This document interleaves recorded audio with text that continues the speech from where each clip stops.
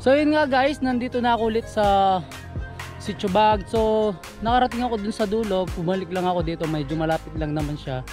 So papasok tayo dito sa Sitio Baag. So yun guys, magtatanong tayo kung may magga-guide pa papunta sa Baag Falls. Update ko kayo mamaya guys kung nakakuha na tayo ng guide. So magta-trekking tayo ng almost 30 minutes.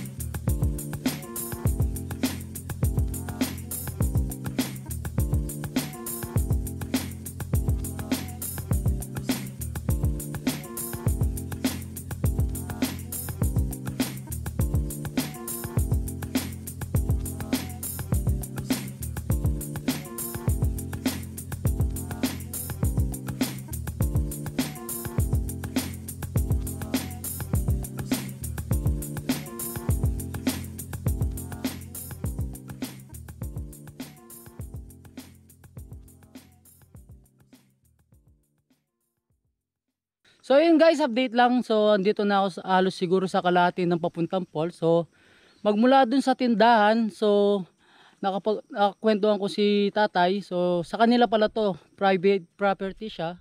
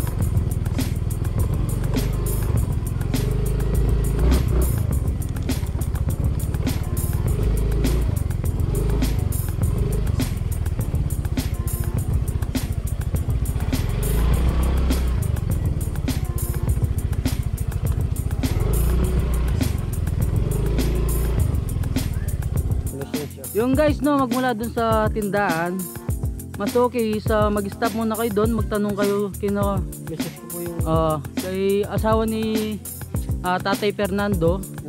So dun, mag-start doon, kuha kayo ng guide. So sabi ni Tatay Fernando, inayos nila yung ano. So na-develop na yung lugar, pinatag nila. Ang bagit sa akin is, yun nga, naka 100,000 pa sila para lang mapuntahan yung falls. So ngayon, balak na nilang lagyan ng environmental fee to na 20 pesos. Nasa ganun. Tapos dito, yan yung nakikita nyo. Aayusin din to guys. Para magkaroon ng parking ano dito, parking area. So magmula dito tayo, Fernando, ilang minuto pa yung lalakarin natin? Hanggang doon sa tabi ng rest house na yan, pababa po doon. So yun ginagawa yung mga ano, mga cottage. Opo.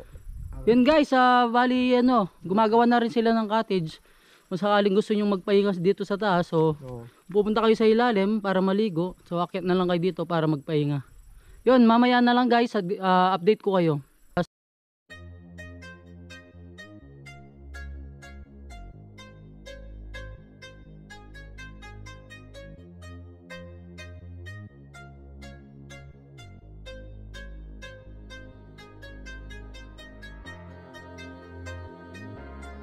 So pwede kayong dumaan dito guys, papunta dun sa bungad ng falls. So Bukas pala. yun, sa pinakataas. Check natin siya. Bilisan niya, talan. Mga pitang-apit naman ang katagay. Kain ka naman.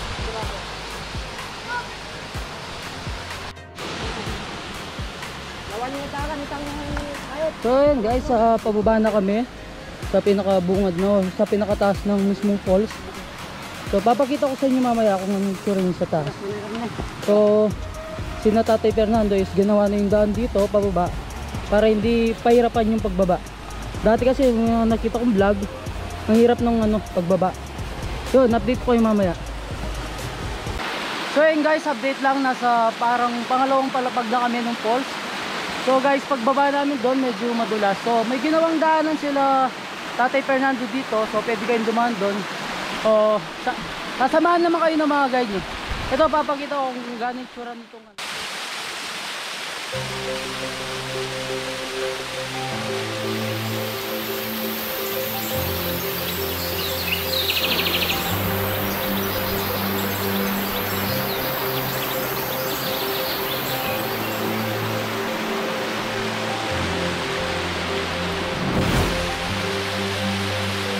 So yun guys, update lang. So sabi ni Tatay Fernando, ito pala yung pinakaunang falls. So may dalawang falls pa, yung unang palapag, pangalawang palapag. So ito yung pangatlong palapag.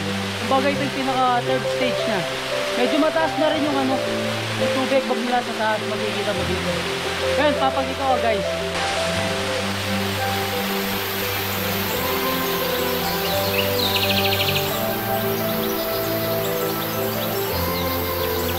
So yung nakikita nyo dyan guys, ito na yung pangalawang falls. So yung pangatlo yung dun sa pinakadulo. So sa pinakailalim is bababa tayo dun. Ayan siya guys.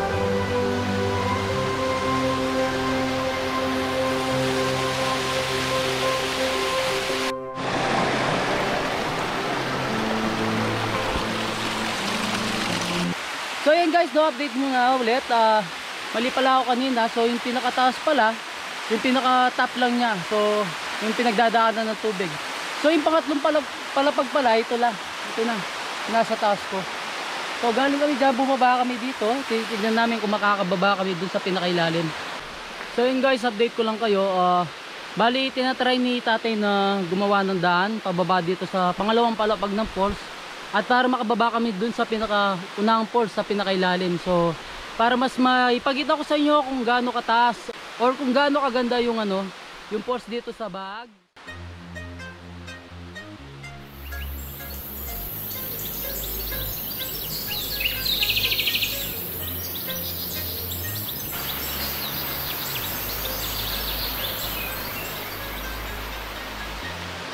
Si Tatay Fernando is naghanap nga ng doon na daanan para makababa kami. Para maipakita namin sa inyo kung gaano kaganda yung dalawang falls pa na dalawang palapag sa ilalim. So yun dito, sabi ni Tatay Fernando is ito na yung pinakamataas. Yung nasa likod ko. So maganda na siya. So ang sabi is hanggang bewang daw yung tubig. Pero yung doon sa pinakaunahan o yung unang palapag is lulubog ka. Yun lang guys. So yun, papakita ko sa inyo kung gaano kaganda yung falls.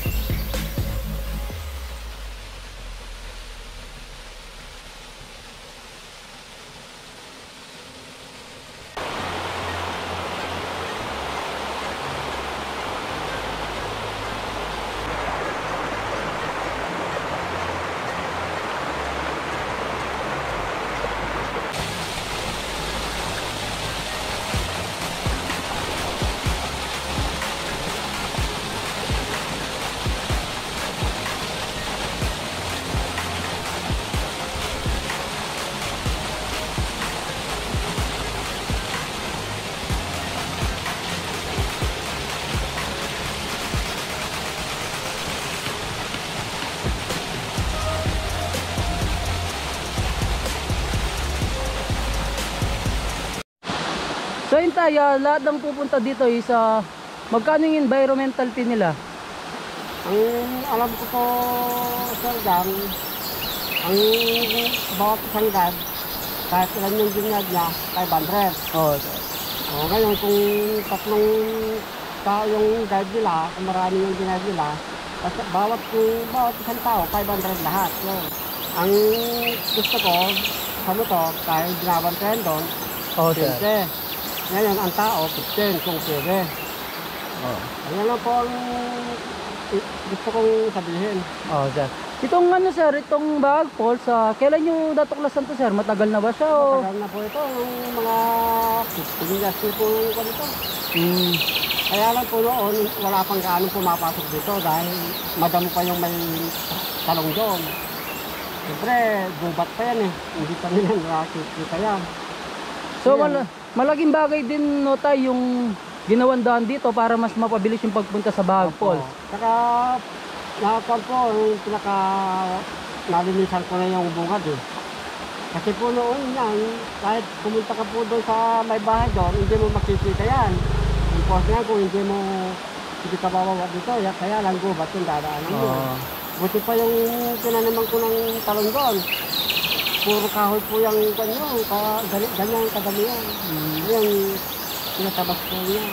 So talagang lilinis nyo para mabuksan sa mga tao, Opo. para may mapasyalan din sila. Yun tayo, anong mapapayo mo dun sa mga pumupunta dito? Kagaya po nung mga sir, yung estudyante, kung ginagawa po sila dito, nakita po nila maraming basura, sinulot po namin yun. O ngayon, ang sabi po nila sa akin, sa susunod ko, uli, yung nagtatapon ng basura, sabihan po ninyo.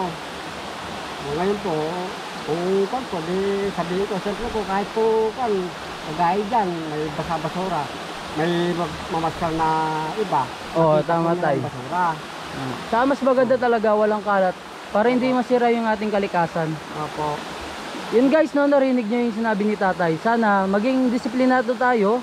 So alam naman natin sa sarili natin kung may dala tayong kalat, pinagkainan nyo, so kailangan yung dalhin ng pabalik sa inyo. Ano ba yung pinulot mo tapos lalagyan mo sa isang lalagyan, pagdating sa taas kung may tapunan naman sa sitio Bahag, bakit hindi, diba? Doon na lang iwan. Yun, pero kung mas okay is uwi nyo na sa bahay nyo kung may tapunan naman doon. So yun guys, konting update lang. Bali, hindi na kami bababa ni Tatay Fernando, pauwiin na kami. So aakyat namin sa taas kasi ang hirap dumaan dun sa ilalim papunta sa pangalawang palapag ng falls tsaka yung unang palapag ng falls. So sabi naman ni Tatay Fernando, ito na yung pinakamataas na falls, so worth it naman siya. So yun guys, update ko kayo mamaya kapag nasa taas na kami.